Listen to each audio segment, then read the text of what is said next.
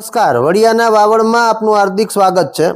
તાલુકા જિલ્લા પંચાયતની સ્થાનિક સ્વરાજની ચૂંટણીઓના ભણકારા વાગતાની સાથે જ અમરેલી જિલ્લા કોંગ્રેસ હરકતમાં આવતી જોવા મળી છે। તાલુકા અને શહેરના પ્રમુખોની નિમણૂક કોંગ્રેસ દ્વારા કરવામાં આવી છે, ત્યારે વર્ષો પછી વડિયા કુંકાવાવ તાલુકાના કોંગ્રેસના પ્રમુખ બદલાયા છે। વર્ષોથી એકથું શાસન ધરાવતા રવજીભાઈ પાનસુરિયાની જગ્યાએ કોંગ્રેસની ડૂબતી નૈયાને તારવા માટે યુવા નેતા સત્યમ મકાણીની નિમણૂક કરવામાં આવી છે। જિલ્લા કિસાન કોંગ્રેસના પ્રમુખ અને હનુમાન ખીજડીયાના પૂર્વ સરપંચ સત્યમ મકાણીને વડિયા કુંકાવાવ તાલુકા કોંગ્રેસના પ્રમુખ તરીકે નિમણૂક કરવામાં આવી છે। ત્યારે હનુમાન ખીજડીયા ગામ ભાજપ કોંગ્રેસના નેતાઓનું એપી સેન્ટર બનતું જોવા મળી રહ્યું છે। આ તકે વડિયાના વાવડ દ્વારા નવનિયુક્ત પ્રમુખ સત્યમ મકાણી સાથે વાતચીત કરી છે।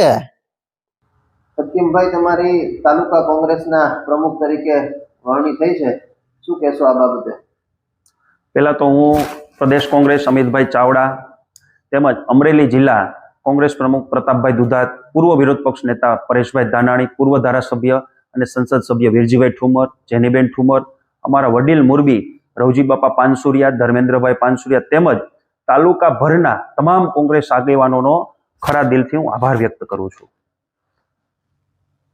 તો વડિયા કુંકાવાવ તાલુકામાં કોંગ્રેસ તો મૃતપ્રાય અવસ્થામાં છે, ત્યારે એને ફરીથી સજીવન કરવા માટે શું કરશો?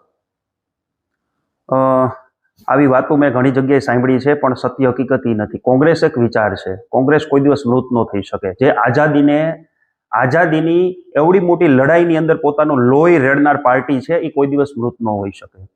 કોંગ્રેસ પાર્ટી હરેક ભારતીયની અંદર કોંગ્રેસ પાર્ટી વસેલી છે। જ્યાં જ્યાં સત્તાની સામે અત્યાચાર અને ગુલામી સહન કરે છે, એની સામે અવાજ ઉઠાવનાર દરેક નાગરિક એક કોંગ્રેસ છે। કોંગ્રેસ એક વિચાર છે।